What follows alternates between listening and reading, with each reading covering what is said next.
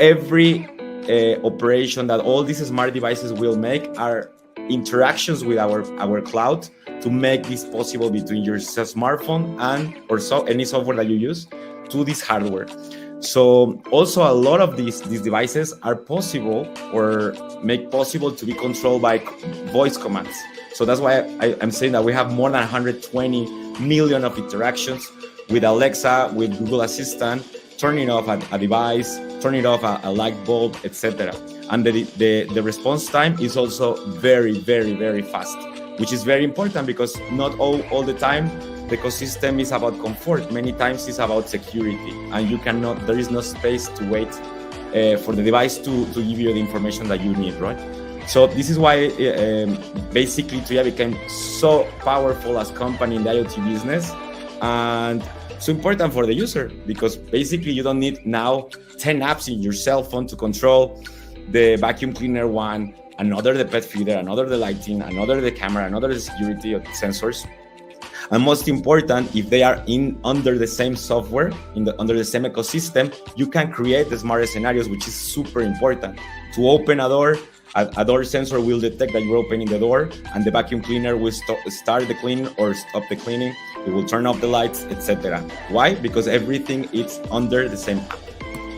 Also, it's very important to say that right now everybody is part of the IoT ecosystem of TUYA and other brands. But of course, talking about TUYA has these 4 steps or pillars where everybody is collaborating to give somehow information to the clouds. So the first one is the chips. In the chips area, there is not much to say about Mexico because everything is manufactured and created in Asia. But in the other 2, 3, and 4 pillars, every company can find a way to create an IoT business or to be part of it. So in the second place, after you have the device, the smart device, let's say a cafeteria and a smart bulb vacuum cleaner, you have the chip inside it, and it's able to communicate to the cloud of TUYA and to the app.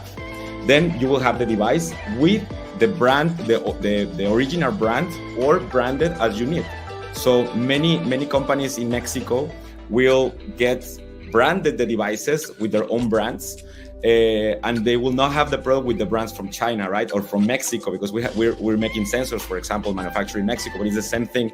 A company in France that would like to buy these sensors from Mexico could have them with their own brand. So the second part is to create a brand with the hardware. Apart that, of course, you can create your brand with the software, because the app of TUYA can be branded with your own brand. So your brand will be in the hardware and in the software. TUYA will never appear, and your brand is the only one that will appear, right? So the third one is how you will sell it. You can sell it offline or online. So, of course, e-commerce is a very important ecosystem. If you're creating an e-commerce, you could have your full brand of products branded with your e-commerce name. But if you have an offline and online store, that is the case of many companies, you can also have the sales channel, but not all the time the brands. Like, you can work with a lot of different brands that will work with the ecosystem of TUYA, right?